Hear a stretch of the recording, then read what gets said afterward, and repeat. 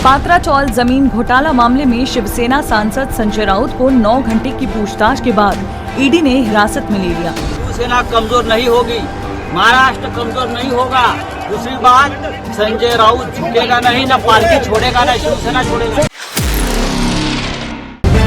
The live TV, सच सबसे आगे। नमस्कार, द लाइव टीवी देख रहे हैं आप। आपके साथ में हूं आदित्य कुमार। महाराष्ट्र पॉलिटिकल क्राइसिस पर खुलकर बोलने वाले संजय राउत पर ईडी का शिकंजा कस रहा है।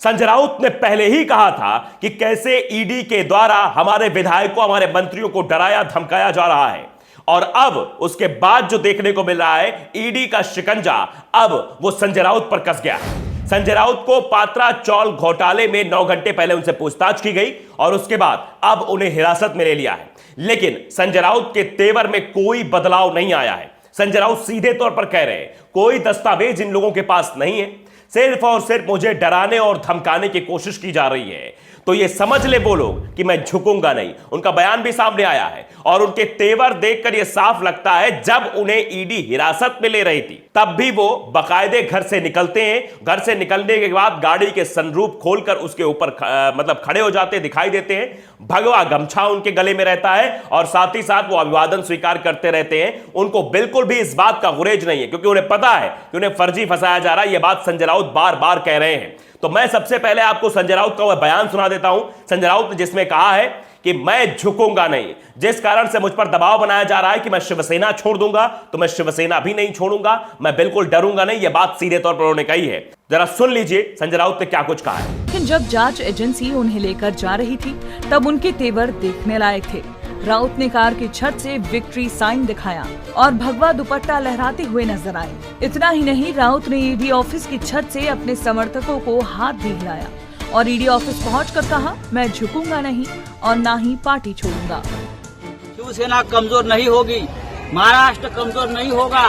दूसरी बात, संजय राउत झुकेगा नहीं, न पार्टी छोड़ेगा, न शिवसेना छोड़ेगा। तो देखा, संजय राउत ने कहा कि मैं किसी भी घोटाले में शामिल नहीं हूं। ईडी ने गलत सूचना के आधार पर कार्रवाई की है। दिवंगत बाला साहब ठाकरे की सौगंध खाता हूं, यह भी बात उन्होंने कही है कि दिवंगत बाला साहब ठाकरे की कसम खाता हूं, सौगंध खाता हूं कि मेरा किसी भी घोटाले से कोई संबंध नहीं है।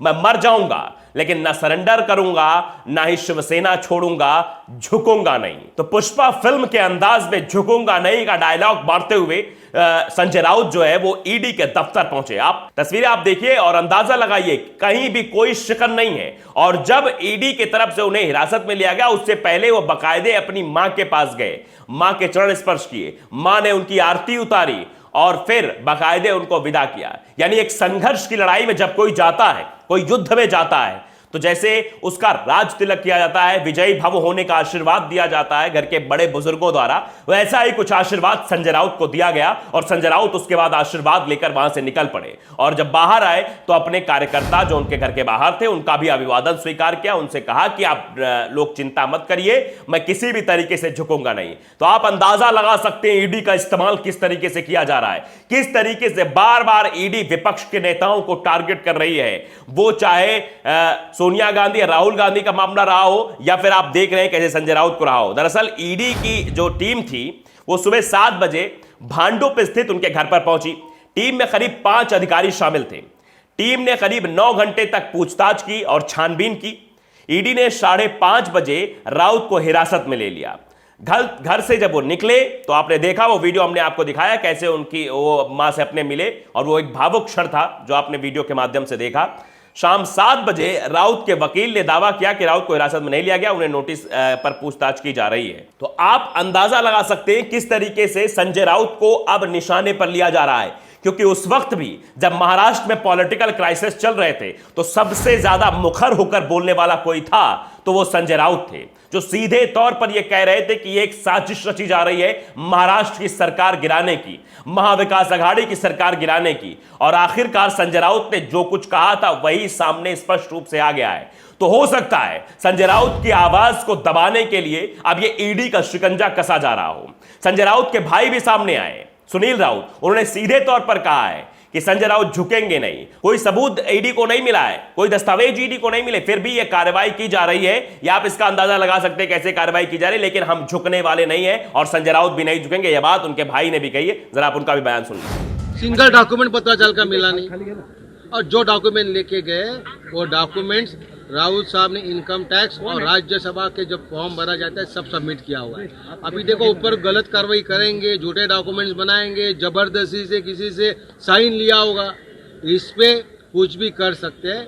फिर भी उनको लगेगा कि संजय राउत अभी झुकेगा, सवाल ही नहीं आता झुकने का। दरअसल जिस तरीके से पिछले कुछ दिनों से ईडी काम कर रही है, ईडी पर लगातार सवाल उठाते रहे संजय राउत, चाहे वो महाराष्ट्र में हो, महाराष्ट्र में जब उनके मंत्रियों और खास तौर पे उनके विधायकों के खिलाफ जब ईडी की कार्रवाई चल रही थी, ईडी एक्शन ले रही थी, ईडी का समन आ रहा था, तब भी खुलकर संजय राउत ने बोला था। और जिस तरीके से ईडी सोनिया गांधी से पूछताछ कर रही थी, उस पर भी संजय राउत ने कहा था कि सोनिया गांधी की उम्र 75 साल से ज्यादा है, ईडी के अधिकारी उनके घर जाकर बयान ले सकते थे, उन्हें प्रताड़ित करना ठीक नहीं है। यह बात भी संजय राउत के द्वारा कही गई थी। तो संजय राउत को भी अब निशाना बनाया जा रहा है। संजय राउत मुखर होकर अपनी बात कह रहे हैं, यानी लोकतंत्र में अब आवाज उठाना भी कितनी दिक्कत की बात हो गई है, यह संजय राउत को देखकर साफ तौर पर लगता है।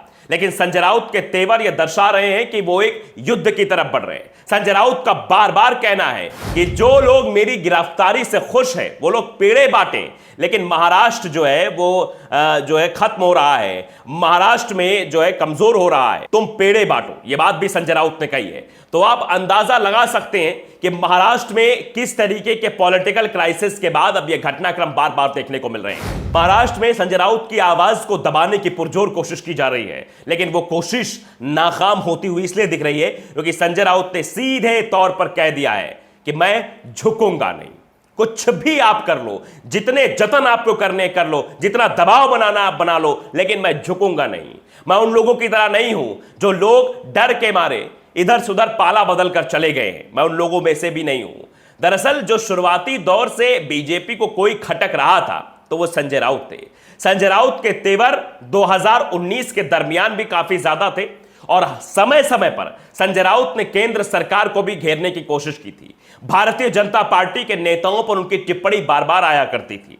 इसलिए इस बार यह सोचा गया कि सबको छोड़िए, नवाब मलिक इधर है, वह सब उधर है, सारे नेताओं को इधर करिए, संजय राउत पर टारगेट करिए और संजय राउत को निशाना बनाया जाएगा तो संजय राउत की आवाज दब जाएगी, संजय राउत कुछ बोल नहीं पाएंगे। लेकिन यहां ऐसा होता हुआ नहीं दिखाई दे रहा है। जो तस्वीरें निकलकर सामने आई, जो वीडियो निकलकर सामने आए, वो यही दिखा रहे हैं। जब ईडी उनके घर पर छापेमारी कर रही थी तो बाहर शिवसैनिक इकट्ठा हो गए थे, शिवसेना के जो लीडर्स इकट्ठा हो गए थे, तो उस वक्त भी बाकायदे वो अभिवादन स्वीकार कर रहे थे। वो जो है देख रहे थे कि बाहर कौन कौन खड़ा है और बाहर निकलकर उन्होंने अभिवादन स्वीकार किया है। इस पूरे मसले के बीच उद्धव ठाकरे ने भी बयान दिया। उद्धव ठाकरे ने कहा है ये सारी कारस्तानी, सारी लाज शर्म छोड़कर निर्लज्जता से चल रही है।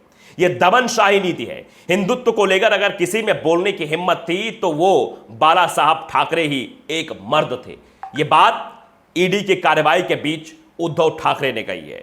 और वहीं संजय राउत ने, तो संजय राउत का बयान तो हमने आपको सुनाई दिया कि उन्होंने कहा कि मैं किसी भी घोटाले में शामिल नहीं हूं। उन्होंने भी बाला साहब ठाकरे की सौगंध खाते हुए यह बात कही थी कि मैं सौगंध खाता हूं कि मेरा किसी भी घोटाले से कोई संबंध नहीं है। और उद्धव ठाकरे ने कह दिया कि सारी कारस्तानी जो हो रही है वो निर्लज्जता से की जा रही है, सारे शर्म लिहाज को जो है वो ताक पर रखकर की जा रही है। ये दमनशाही नीति है।